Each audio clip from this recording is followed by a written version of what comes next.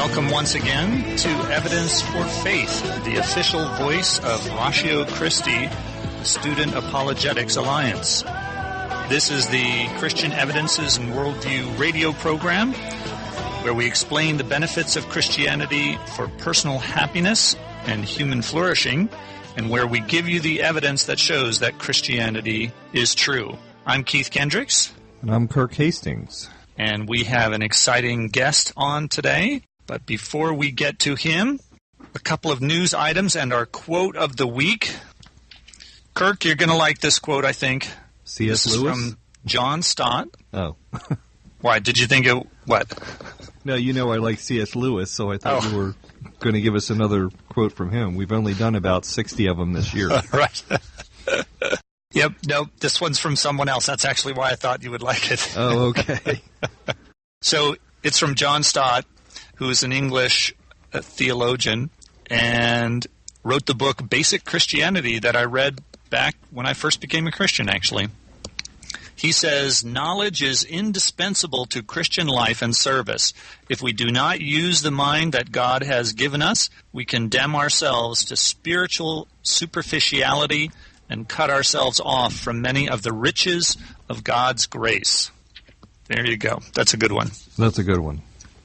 Well, let's see. I guess last week we told people that I was going to be speaking at a high school in Pennsylvania, and that was a great time. Got to speak to a group at Kennett High School in Kennett Square, Pennsylvania, and want to give my thanks to Devin and Jeffrey McVeigh for inviting me out. This is the second annual creation night that they did. So last year they showed a video, Lee Strobel's The Case for the Creator, and this year they decided to have a live speaker, so I had the privilege of speaking for them and tried to cover some of the more interesting evidences for and against evolution, and then did question and answers, and it went really well. It got a lot of notoriety because some atheists tried to shut us down. Uh-oh.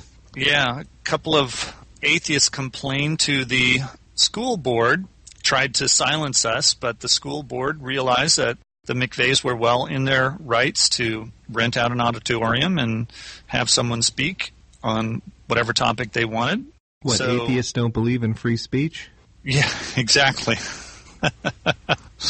Yeah, it was pretty funny. In fact, it made it into a radio show. There was a morning radio show Wednesday morning, and they invited one of the atheists to come on, and he got on and said I was like the Westboro Baptist in my protests, and which was really interesting. The hosts of the show really jumped on him for that and said, "You mean, are you calling this a hate group? Are you saying a hate group is coming?" You know, and then the guy would back off. No, that's not what I'm saying. And then he repeated himself that it was, the Westboro Baptists were coming to town. So, do you protest funerals, Keith? I didn't know that about you. Exactly. So it was pretty wild. So there was enough of an attempt, though, to shut us down that the organizers got security and had an off-duty police officer there, and so there was police presence. And then the atheists didn't even show up. I was hoping for some good dialogue, some good exchange, some good questions. We did get a lot of good questions. There were a lot of youth there, and I was surprised. I thought, the adults would ask most of the questions, but actually the youth did. And there were some very good questions. So it was all turned out to be a great event. Well, upcoming events, Kirk, you and I are going to see an interesting conference in Philadelphia. This is the Westminster Conference on Science and Faith. Yes. Put on by the Discovery Institute. So that is April 6th. So if any of our listeners who live in the area are interested, we could meet up there. That would be great. It's actually kind of outside Philadelphia, isn't it? Yeah, it is. It's a little to the south and west. So, but well worth the money, well worth the drive. So I think it's going to be very good. This is an annual conference that's put on by Discovery Institute, and I've been to several of them in the past, and they really do a good job. They bring out the best scientists, ones who are doing current research, and really do a good job. Usually talk about intelligent design or some aspect of it. I think last year they talked about, were Adam and Eve real? And so it's a good program. Let's see. Then also for those who are really close local listeners, my church, Victory Bible Church in Hamilton, is putting on its annual Passion Play, and they do a very good job. It's very elaborate. Everybody loves it. So that is going to be March 24th through March 29th and at 7 p.m. in the evening. So to reserve, call 609-567-4466. So that will be good also. All right, Kirk, anything else before we bring our guest in? No, not really. All right. Let's go to it. Well, let's jump in with our guest is Dr. Robert Carter from Creation Ministries International. He is a PhD marine biologist and does research in human genetics. So, Dr. Carter, welcome to Evidence for Faith. Hey, guys. Thanks for having me on.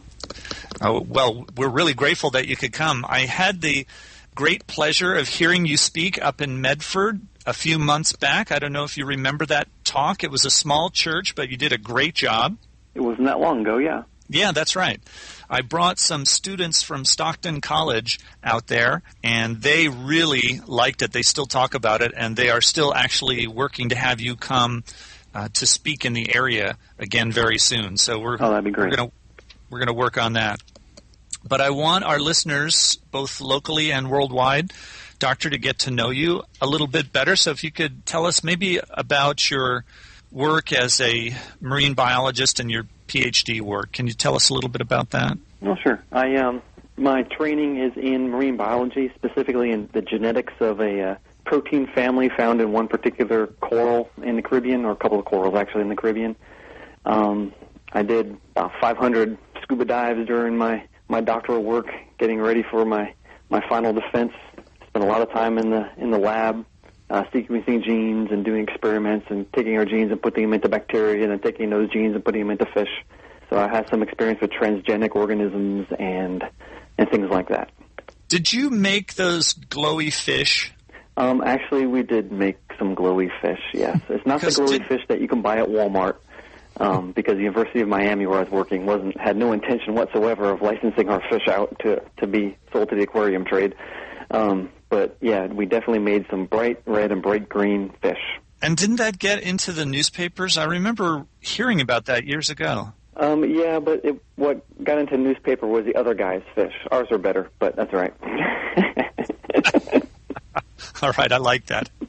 Now, you're currently working with Creation Ministry International, so tell us about that. What's that like? Well, Creation Ministries International, or CMI, it's about 35 or so years old. It started in Australia many years ago. They've currently got, I think, 7 offices in different English-speaking countries around the world, and we give approximately 1,400 or 1,500 different.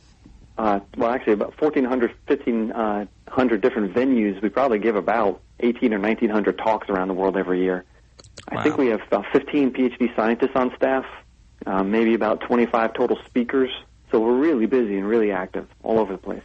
Now, you're concentrating in genetics right now, is that right? Yeah. When I got done with my dissertation, I said, okay, I like genetics a lot. I didn't like ecology very much, so I just basically downloaded the human genome and started writing computer programs to analyze genetic stuff. That's what I've been doing ever since. That was in 2003, so it's been almost 10 years now analyzing human genetics.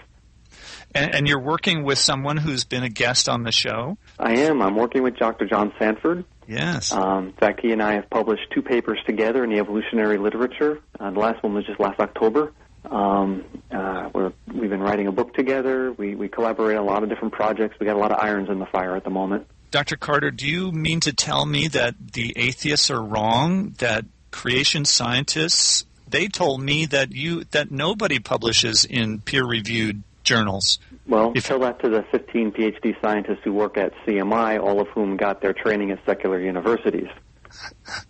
So now you're actually doing research now, is that right? I am, yes. Wonderful. So, again, another supposed impossibility. Yeah. Well, what we don't do and what we can't do is we can't publish papers that have creationist conclusions in them because they would get rejected without consideration.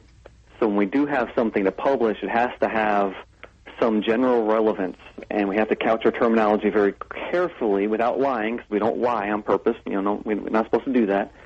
Sometimes we have to take some of the implications of what we're writing about and not put it down on paper, just because the evolutionary gatekeepers would not like what we were discussing. Right. Yeah. I gotcha. And so hopefully they just won't put two and two together and realize, oh, this article slams evolution. Yeah, but the science is science, and the things that I do, I'm just analyzing data. I'm taking genetic information that evolutionary scientists and laboratories have put together, and I'm just crunching numbers. That's what I do. It's a lot of fun. It's just data analysis, and when I come up with something really interesting, it can be published just because it's just a summary of the information they've already provided. Now, you just recently had an article that made it on the cover of Journal of Creation. I think it was the latest issue. I saw the beautiful coral pictures, and I thought, oh, I know who wrote this article. Yeah. Can you tell us a little bit about that article? It's Ancient Coral Growth Layers. What is that about? What I'm trying to do is there was a poster put out by the BioLogos Institute about a year ago, and it was a number of different evidences for an old Earth, and all of those evidences that they put up had already been discussed on creation.com. That's the website for Creation Ministries International, or in our Journal of Creation, or even our Creation magazine or our books. But the one thing they didn't talk about was growth layers in corals. And so I wrote this article specifically addressing that one point in that the information that BioLogos was putting out, and I pointed out that their claim that the ancient coral growth rings were evidence of an old Earth was absolutely false, and based on information that had been contradicted about a year or two after it was put out, and that was in the 1960s. And so this meme has been floating around in the evolutionary world. Oh, you creationists are crazy. Don't you know about these ancient coral growth layers and how they prove that the Earth had a shorter day length in the past and there was more days per year, and that's exactly what's predicted based on evolutionary theory, and yet the evidence actually was really bad. And so that was the article. Okay, so they were claiming that these were ancient because it seemed to somehow match up with a shorter day? Well, yeah, because we have a moon, the moon is slowly slowing down the Earth. Mm-hmm. And we can measure that, and it's like microseconds per year, or maybe a second or two per century. And if you stretch that out to millions of years, you would expect that there would be about 400 or 410 or 420 days per year, depending upon how far back you go. Interesting. And so when they found these micro layers in these ancient corals, sort of corals, ancient things that look sort of like corals, they're a little different group, they counted them up and said, aha, look at that. But the very next year after that was published, someone was doing this, and they said, no, these are monthly bands, not annual bands. Oh. And when you divide it up properly, the answer came out to pretty close to the number of days in a year now. And in BioLogos' poster, they said, basically they talked about several different ways to get banding in coral, and none of them were what was being discussed in the literature that they were citing. And so I was just trying to set the record straight, and I think I did an okay job. It got published. Wonderful. Well, let's talk about evolution in general. Okay. What I've been doing with my opportunities to speak and Sunday school class and such is point out the fact that evolution really is a downward process. Is that accurate? Am I describing evolution correct? Well, no, evolution is not a downward process. Reality is a downward process. The evolution requires the ability first to mutate, and then secondly to get rid of any bad mutation that might occur, because over time an organism must improve with respect to its environment and must get more and more fit, more robust, able to have more children so it can outcompete other species. Mm-hmm. And that's not what we see. What we see is, I call it the scorched earth policy of genetics. Like when Napoleon invaded Russia in the 1800s, the Russians pulled back and burned everything. And so when Napoleon got there was no food to feed his troops. And so he's marching through this burnt wasteland. Now, what it meant was that the Russians were able to win and the French had to leave, but the Russians were left with nothing in the meantime. And that's what we see in genetics. When we see some mutation that allows something to adapt, some new information, the evolutionists like to call it, new trait, almost always The new trait is something broken. So like antibiotic resistance in a bacteria. Bacteria might say, well, if not, then bacteria don't talk, right? But let's say a bacteria says, if I break this thing right here, then I can't pull the antibiotic into my cell, and it's not going to kill me. So all of a sudden, this thing gets broken. This protein that used to be a transporter protein doesn't work efficiently anymore, and the bacteria now grows very slowly. But it doesn't die because it can't pull the stuff inside, which would have killed it. So what it did was it scorched its own earth. It survives at the expense of something that supposedly took millions of years to evolve, this transporter protein, and it doesn't work anymore. So in the wild, the bacteria is really compromised. It's a slow-growing bacteria. It can't compete with anything else. But in the presence of the bacteria, it's still alive. Therefore, it's better off when, in the presence of the antibiotic, it's better off when that antibiotic is present. Does that make sense? A little complicated, wasn't it? Yeah, it does. Right. It does. So this is why you only hear about these kinds of bacteria being in hospitals. Yes.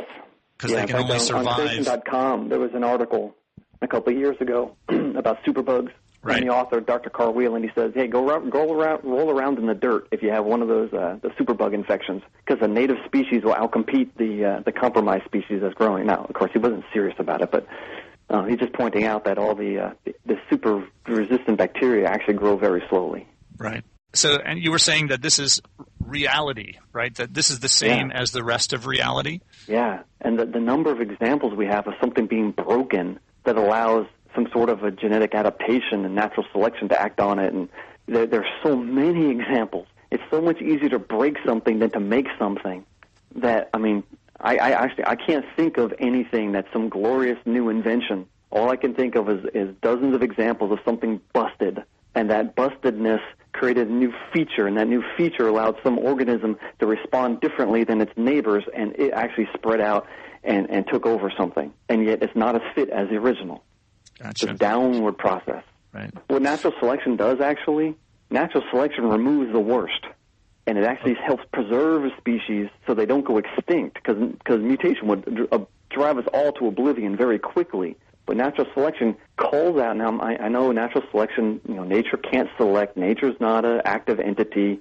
However, just to use a convenient term, natural selection will weed out things that are really, really bad off and keep the species alive over time. But it does not produce more robust species. Gotcha. So you've really got two forces going on. You've got that downward force of the mutations, the things going wrong, and then you've got a stabilizing force that helps to get rid of some of the really bad stuff quickly so that it doesn't influence everybody else too bad. Yes. Gotcha. Well, for those who are just joining us, you're listening to Evidence for Faith, a ministry of Ratio Christi. I'm Keith Kendricks. And I'm Kirk Hastings. And we are talking with our guest, Dr. Robert Carter, a biologist and geneticist, about evolution. You're talking about this downward trend of evolution, if we should even call it that. I'm thinking of how, as we get older, we end up having more and more surgeries and more things cut out of us so we can live longer. We're not as good as we used to be because we're missing parts, but it allows us to stick around a little longer. Yes. It's kind of a similar idea to what you're describing. Yeah. Well, apply that to genetics and the human genome. The older a person gets, the more mutations they pick up. And what eventually kills everybody is mutation accumulation. You can't avoid it. Every time your cells divide, they add more corruption to those 3 billion letters in your genome, and eventually you have so much corruption you cannot possibly live any longer. The same thing happens to species over time, because a lot of those mutations are inherited. Mutations that occur in the germline cells are inherited from one generation to the next. So a species over time picks up more and more and more mutations, and that drives species towards extinction. That's the opposite of what Charles Darwin said was true. Let me ask this question. My wife is an elementary school teacher, and she has a lot of children that pass through her classes now who have a lot of strange illnesses, like they're allergic to peanuts. If they come anywhere near peanuts, it might kill them. Or I'm allergic to peanuts, by the way. Really? Yeah, not quite that bad. There's but all yes, these, some of them are gluten intolerant. Some of them I'm also gluten are intolerant. Right. And corn. I can't eat corn. Really? Now, are these examples of... I don't remember this kind of stuff being around even when I was a kid. We're talking 50 years ago. Yeah. Is it my imagination? Well, because of that, I think it's environmental, not genetic.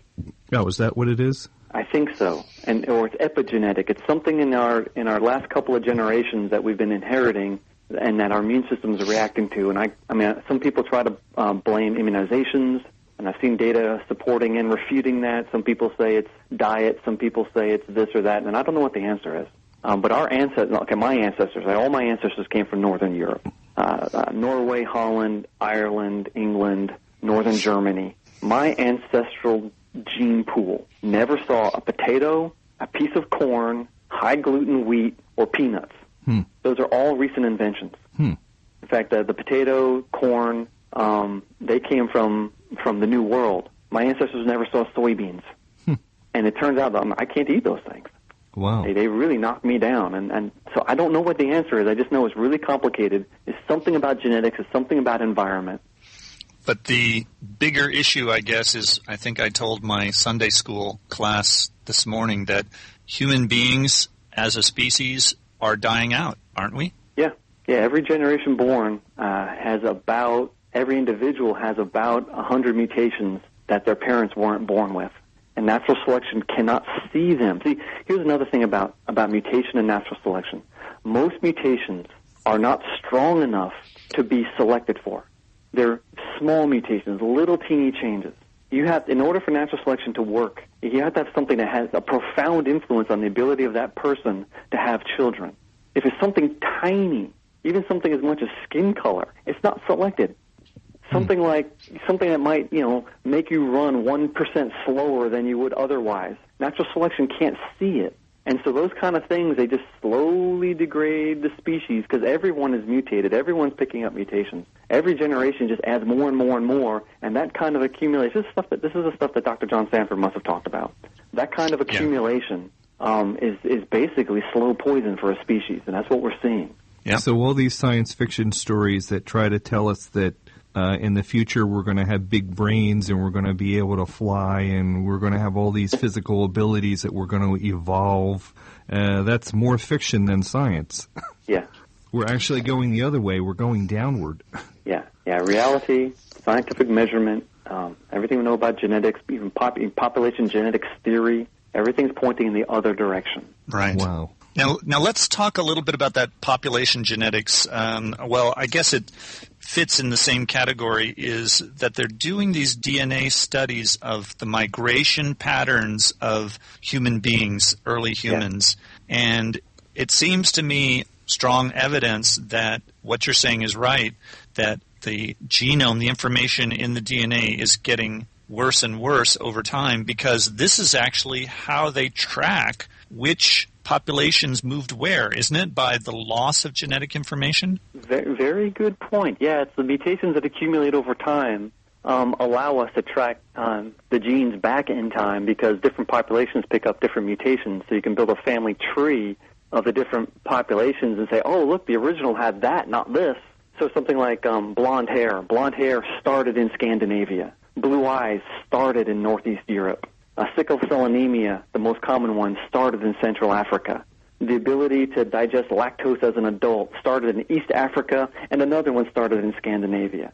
So we can see these mutations that have occurred in time, and they're localized. And then when you look at that, say, well, blue eyes is only found in Northern Europe originally. Mm-hmm. So therefore, it started. That was a mutation that occurred in that population, sometime early in the population, because so many people have it. And it was not the original. And so we can back up the clock and back up the mutations to see what the original looked like. It's really cool. So they're doing this now to track, and they show. I've seen a National Geographic website where they show how people moved from.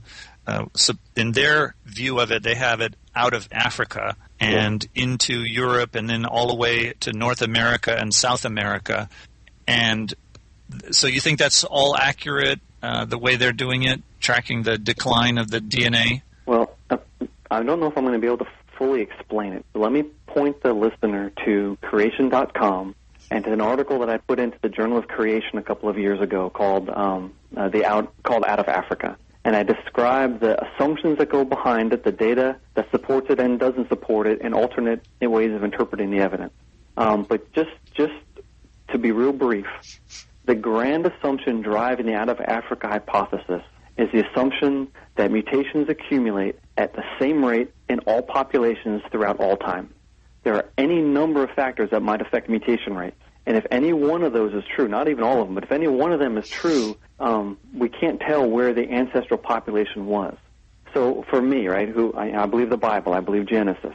Genesis says we all came from Adam and Eve. Genesis says we all came from Noah and his family, that Noah and his family lived in the Middle East, and there was something a couple hundred years later called the Tower of Babel incident, where the one single human population spread out across the world from that point.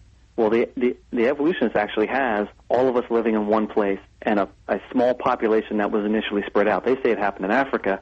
I say, no, it happened in the Middle East. The difference between the two is the assumption of mutation rates, because Africa has more genetic diversity than the rest of the world put together. You take two people from some significant tribes in Africa, different tribes, they could be more different from one another as someone from Iceland is from someone from Japan. Wow. Essentially, most of the world has a genetic diversity of one African people group. That's a kind of a grand, I just kind of glossed over a lot of stuff there, but so there's a lot of diversity in Africa, not so much in the rest of the world, but the question is Africa an older population? Well, if the assumption of mutation rates accumulating at the same rate all over the place is true, then, well, maybe it is. But I don't know. I am very uncomfortable with saying that mutations accumulate in a clock-like fashion, and because you have to factor in the average generation time, you have to factor in the number of children per family, how fast the population grew, whether it didn't grow or not, and all these different human subpopulations across the world have all experienced different demographic forces, and all of that should influence the mutation accumulation rate. So would the ones who are the people groups that are moving away from Africa, moving away from the Middle East and going, say, to North America, would they be experiencing a faster mutation rate, or are they the ones having a slower mutation rate? Let's see. The people in North America, the Native Americans, they are clearly a subset of the people living in Northeast Asia, in Siberia. The Native Americans clearly came from Asia, genetically. Right. Native Americans as a group had a very low genetic diversity because they came from a very small founding population. So what we see is as we go away from Babel, we actually see a serial dilution of the genes, of the genetic diversity. The further away from the Middle East you get, and that includes going south into Africa and west into Africa, the further away from that center point you go, the lower genetic diversity is. So Europeans are not that genetically diverse. There's much more genetic diversity in the Middle East. As you go across Asia, the genetic diversity goes down. As you go into North America and South America, genetic diversity goes even further down. So we see this winnowing of genes. It's either natural selection or it's founder effects or bottlenecks or something. The further away you go, the less genetic diversity got carried to the extremes.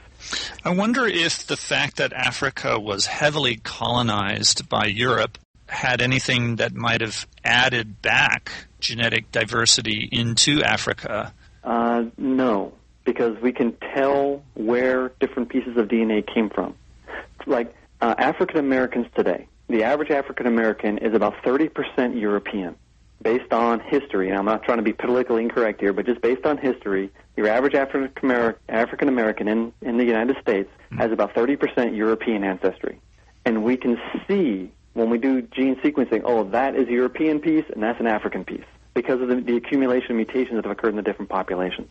Okay, interesting. Yeah, and we have seen, or at least the evolutionists have claimed, that there's been backflow of genes from like Arabia into Ethiopia. And so some Y chromosomes, some male lineages that made it into Asia actually came back into Africa and increased the genetic diversity of the Y chromosomes in that area of the world because they came back into Africa. So we can trace a lot of cool things, but I'm really uncomfortable with putting a clock on it. Because, I mean, there are people in the world that have a defective DNA repair system, and we know that the people in those families pick up mutations faster than other families. Oh, interesting.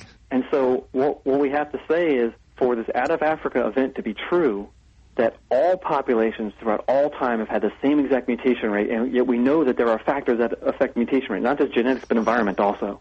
Right. And so it's just real frustrating because the whole thing is based on this grand assumption.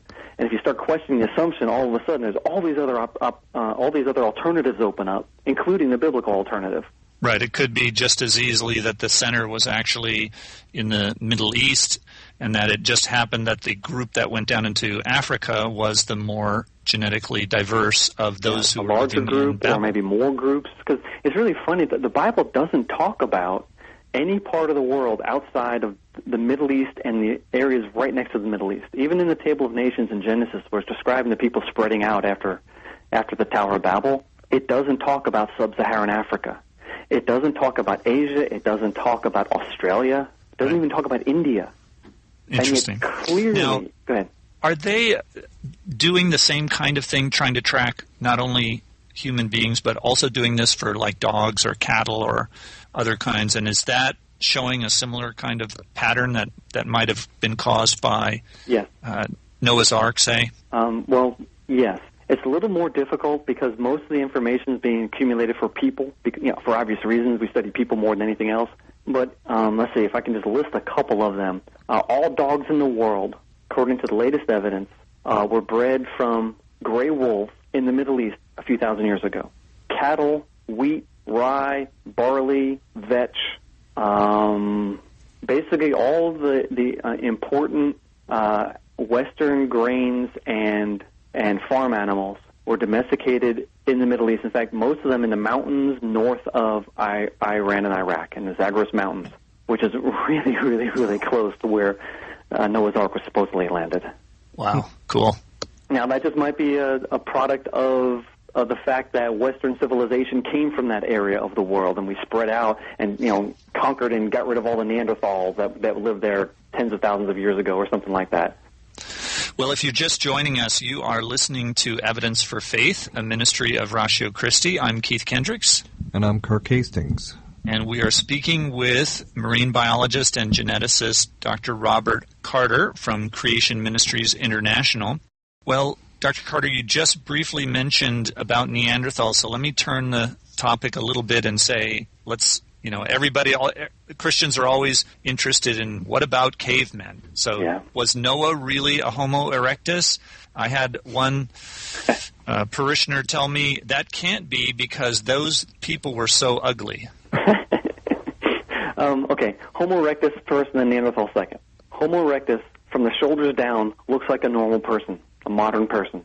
Their heads were very different. Their skull shape was very different. The brain size was smaller than the modern average, but not to the point of being so small that they wouldn't have been as intelligent as a modern person, but smaller than average. Neanderthals lived in Eurasia, from Spain to Siberia. The latest genetic evidence actually was shocking because they sequenced the Neanderthal genome, at least about 60% of it, several years ago, and then a year or two after that, they actually sequenced a bunch more. And what they showed was shocking. They said Neanderthals, from one end of the range to the other, that's thousands of miles, that we found these Neanderthal skeletons well preserved enough that we're able to pull DNA out of them. Thousands of miles of range, they have incredibly little genetic diversity. Less genetic diversity than you might find in, like, Iceland. Meaning Neanderthals as a group were very, very closely related to one another, as if maybe they were just one family that got into Eurasia after the Tower of Babel event and then were wiped out, overwhelmed, or were a small population and interbred with a larger group of people that came in later and made up the bulk of the European and Asian genomes. Interesting. The geneticists right now, most of them, are telling us that if you are of Eurasian ancestry, you're 3 to 4% Neanderthal. Oh. Wait a minute. That means that people indistinguishable from modern people on the genetic level interbred with Neanderthals, which means by definition we were the same species. Right. So the whole caveman thing, forget it. I mean, interbreed. They're genetically compatible with us. That's the biological species definition. Right. Now, what about Homo erectus, though? I have a guy that lives down the street from me that kind of looks like a Neanderthal. I know a lot of people try to say, oh, this person or that person has Neanderthal feature, but they really are a distinct group of people. It's not just head shape; it's the shape of their rib cage. It's the size of their muscles, the size of their bones, it's the type of teeth they had. They're a distinct group of people. But then again, it looks like there's a lot of Neanderthal modern man hybrid skeletons that we found buried in places. But the classic Neanderthal is, as different as two people from different races would be today. And or didn't maybe they a little have more different. bigger skulls? And I think geneticist James Crow said that the cavemen were superior to modern man. Well, let's see. They had bigger brains than us on average. The back of their brain stuck out. It's called the occipital bone, meaning they're probably more coordinated and agile than we are today. They had thicker bones, stronger muscles, better teeth that could, with thicker enamel so they could withstand a lot of wear. They were powerful. They were tall. There's little to suggest that they were inferior to us. In fact, I know that evolutionary paleoanthropologists fight with one another.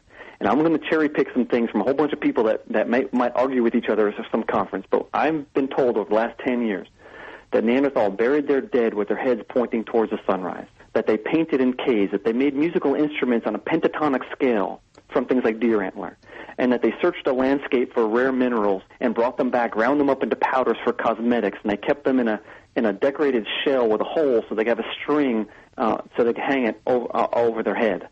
What? That's not the Neanderthal man I grew up with. The gene in Neanderthals, the FOXP2 gene, which supposedly is what gave us humans the ability to speak, is identical to ours. Neanderthals, it looks like some of them carried genes that when similar genes occur in Europeans, they cause green eyes and freckles.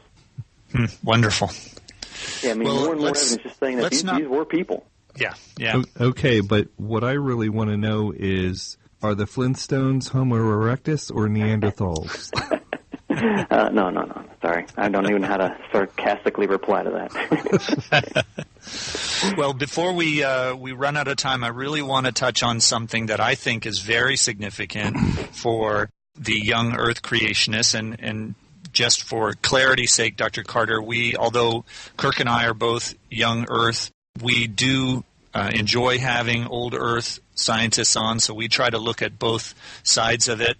But one thing that seems to really hammer the nail in the coffin of the young Earther is this discovery of young dinosaur bones. Do you have any inside information you can fill us in about what's been going on with the discovery of young dinosaur bones? Well, actually, the discovery of young dinosaur bones is over a decade old, and yet a lot of people have still not heard about it. And it baffles me how come they haven't heard about it. The case has been getting stronger and stronger and stronger over time. The latest stuff that came out in the fall was not just flexible tissue and blood vessels that they found in dinosaur bones, but evidence that there's DNA there also. And, robust experiments, people doing all these different experiments in multiple laboratories saying, no, look, that looks like DNA. But there should not be any DNA there. Zero. I mean, supposedly they died out 65 million years ago. So you're taking a 65 million-year-old, 70, 80 million-year-old dinosaur bone, and you're finding DNA in it? I mean, the geneticist in me is screaming, saying, no, this is impossible. It was supposedly impossible to pull DNA out of Neanderthal bones. We've had a couple of guests on this show that have alluded to that, and my question to that is, when is Jurassic Park going to open? I don't think it will. The same reason why I don't think we're going to clone a Neanderthal. When they pull the DNA out of Neanderthal bone, those chromosomes that used to be millions of base pairs long, I mean, chromosome 1 is like 250 million letters long. The longest pieces they were pulling out were about 50 letters. Wow. And so they did a massive parallel sequencing and sequenced millions and millions of little pieces and then ran them into a computer that aligned them, which is why they only could do 60% of the genome. Anything that has any repetition to it, they can't do because the pieces are too small to cover the repetition. So dinosaurs should be even worse. But see, I don't think they're older than the Neanderthal man, at least, not by many hundreds of years anyway. And so I think that there's great hope for sequencing dinosaur DNA. How about there have been news stories recently about some scientists feel that the possibility is really good that someday we may be able to regenerate a mammoth from DNA. Is that possible or not? Same answer. In fact, I wrote an article for Creation magazine not too long ago that talked about the claim that people are going to try to clone a mammoth. What I suspect is that we might be able to create a mammoth-looking creature by taking an elephant and genetically engineering it to be hairy with a funny skull shape and things like that when we learn enough about what genetically caused mammoths to look like that. But to re-engineer a complete genome is incredibly difficult from fragments. because there's so much uncertainty when you recreate the genome. There's pieces that are going to be missing and things you don't know, and so they're going to have to use the elephant as a template, and I suspect most of the elephant. But elephants aren't lab rats. They're not E. coli. They're not things that have typically been used in the laboratory, because it's not fun to do genetic experiments on elephants. They're too slow, they're too big, they're too expensive, and they don't breed fast enough. Well, it's hard to get them in through the lab door, too. Yeah. So you're talking about something that's really, really hard to do. And as far as cloning, I mean, someone just a couple of weeks ago, maybe a month ago now, someone, I think it was at MIT, said, hey, I'm looking for a human female that'd be willing to host a cloned Neanderthal baby. Oh, gee. Same problem. The technology simply isn't there. We are not anywhere close. And yet someone says, oh, I think we can do this. Like, no, you can't. Right. And plus, it's illegal in this country to do the experiments that would lead to the creation of a human fetus, a human baby that had been genetically engineered like that. But it makes a good story on the nightly news. Oh, it certainly does. That was a big meme in the popular literature for a couple of weeks. And of course, these kind of stories are on the front page of the Weekly World News newspaper every week. Yeah, we don't go there though.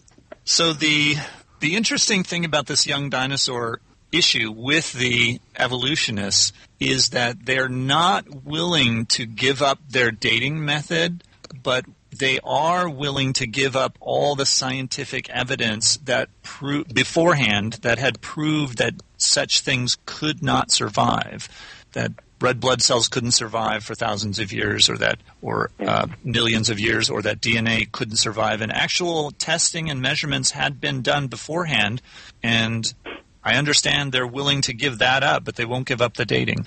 Dr. Mary Schweitzer, who pioneered this, I have to be careful here because she claims to be an evangelical Christian. And so I don't want to assault her faith because, I used to be an evolutionist myself. Most of my colleagues were evolutionists. I understand why someone believes in millions of years. I've been there. But she was faced with this very question. She's looking at data that totally contradicted her millions of years idea. And yet at the same time she says, how can this be? These things are 65 million years old, aren't they? But, well, Miss Mary, you can't see the reality because your evolutionary trees are sticking up in the middle of your forest and you can't see this vast vista of young Earth evidence right in front of you. And she's doing this pioneering work, and, her reputation, she was attacked. People are like, you are a liar, you are faking your data, you are wrong, blah, blah, blah, blah, blah, blah, blah. But she kept on plugging away, and her argument has just gotten stronger and stronger and stronger. In fact, another example of young Earth creationists publishing. Two young Earth creationists, good friends of mine, have published, in fact, through the Creation Research Society, they went and they found a Triceratops horn in the same strata in the Hell Creek Formation that Dr. Schweitzer started with her Tyrannosaurus Rex and the fresh tissue in there. Actually, it was stinky, dead, rotten meat stuff, but fresh as far as the evolution is concerned. And they found a Triceratops horn, and the pictures that they put in their paper that got published in an evolutionary journal using electron microscopy on these bones, it is nothing short of stunning. You can see the bone. You can see the bone cells.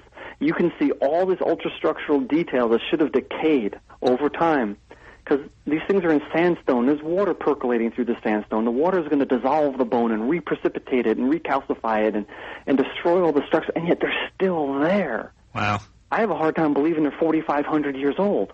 I don't know how something can last for thousands of years in that beautiful, pristine state. Right, it's hard to believe it survived even from a young Earth viewpoint. To me, it's a miracle of preservation. How on earth can this be true? And Mr. Evolutionist, if you think this thing is 65 million years old, I don't think you have any science to suggest that these things can possibly survive that long. Well, gee, now, Keith, we've shown on this show in the past that dead men bleed, too, right? Yeah. Yeah, he's referring to a joke. That's I don't have time to tell the joke. We've told it about 3 or 4 times on the show. But I do want to ask you about the latest report that finally somebody has carbon dated these fresh bones. Apparently, evolutionary, not really evolutionary, but carbon dating laboratories run by evolutionists have been dating dinosaur bones for several decades unknowingly. And there's a person who's been spearheading this and paying for it, and other people have been collecting them and sending them in. And they've collected lots of lots of information that says that dinosaur bones do have carbon-14 in them, which should not be true if they're millions of years old. Because carbon-14, the theoretical maximum measurable age with the most modern accelerator mass spectrometer is maybe 90,000 years because it breaks down so quickly. Mm-hmm. And yet, if these dinosaur bones have them in there, that means it can't be 90,000 years old or something wrong with carbon dating, which I don't think it is. I think it's a great science. It's really cool stuff. The problem with the research is that it has been published in the Evolutionary Journal. But the reason it's not published in the Evolutionary Journal is they won't accept the data. And no one seems to be willing to go and do it themselves. And even the theoretical paper, why do we find carbon-14 in dinosaur bones? And here are some reasons why this might be true, yet no one's gone and done that. And so obviously the creationists have to be wrong. They're lying about their numbers. No, we didn't run these tests, or you sent us something that was wood, it wasn't dinosaur bone, it was a piece of coal. Well, actually it's funny because you use coal, you get similar numbers, because coal can't be millions of years old either. But that's another story. Interesting. Very good. So what do you think, what's the biggest mistake? I mean, you have experience working side by side with a lot of evolutionary geneticists and biologists. What is the biggest mistake that the evolutionists are making? I believe that evolutionary theory is rooted in a philosophy. It's called naturalism. It's a belief, not a proof, but a starting assumption that natural processes can explain everything that's ever occurred in the universe, is occurring now, and will ever occur in the future. It is not provable. It is not really demonstrable. It's just a grand assumption that underlies all of evolutionary theory. I don't have that assumption. My assumption is theism, that there's a God in this universe who created this universe. And therefore, the reason the universe exists as it is, and the reason that there's laws and there's constancy in the universe is because there is a God who's spinning everything the same, and it's a character of God reflecting on the environment and on the universe that gives us these universal laws. In fact, those kind of thoughts were pioneered by the Christians who basically formulated modern science back in the 1600s. And later on, natural law was stolen from the Christians who invented it into this idea that the universe just has these constants, but there's really no reason for that. So, to be short, I think the reason or the grand mistake that most of my colleagues are making was this assumption that naturalism is true. So really, modern science based on evolution is really based on a grand philosophical assumption that cannot be demonstrated, and it's not necessary for science to work.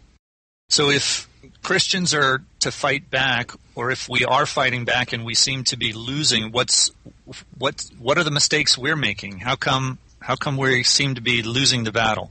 I believe because basically by the late 1700s, the intelligentsia of Europe were already post-Christian. It took our culture another 200 years to catch up.